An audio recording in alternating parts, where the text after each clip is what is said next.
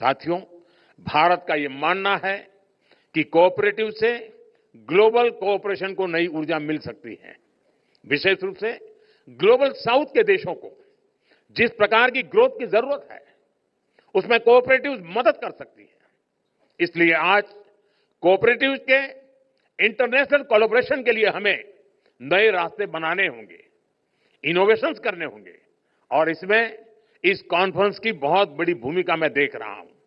साथियों, भारत आज सबसे तेजी से विकसित होने वाली इकोनॉमी है।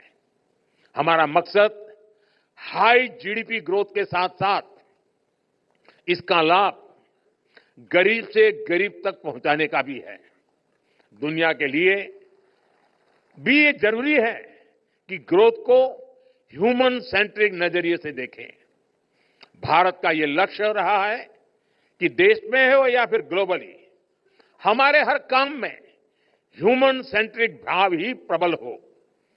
ये हमने तब भी देखा जब पूरी मानवता पर कोविड का इतना बड़ा संकट आया। तब हम दुनिया की उस आबादी के साथ खड़े रहे, उन देशों के साथ खड़े रहे जिनके पास रिसोर्स नहीं थे।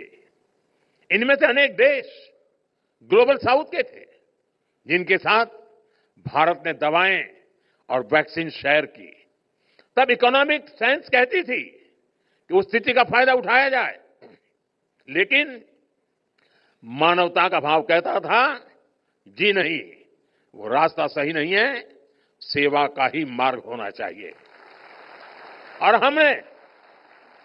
हमने मुनाफा का नहीं, मानवता का रास्ता चुना। साथियों, कोऑपरेटिव्स का महत्व सिर्फ स्ट्रक्चर से, नियमों कानूनों भर से ही नहीं है। इनसे संस्थाएं बन सकती हैं, कानून नियम स्ट्रक्चर संस्थाएं बन सकती है, उनका विकास और विस्तार भी शायद हो सकता है, लेकिन कोऑपरेटिव की स्पिरिट ये सबसे महत्वपूर्ण है। यही कोऑपरेटिव स्पिरिट ही इस मूवमेंट की प्राण शक्ति है। ये सहकार की संस्कृति से आती है। महात्मा गांधी कहते थे कि कोऑपरेटिव्स की सफलता उनकी संख्या से नहीं, उनके सदस्यों के नैतिक विकास से होती है।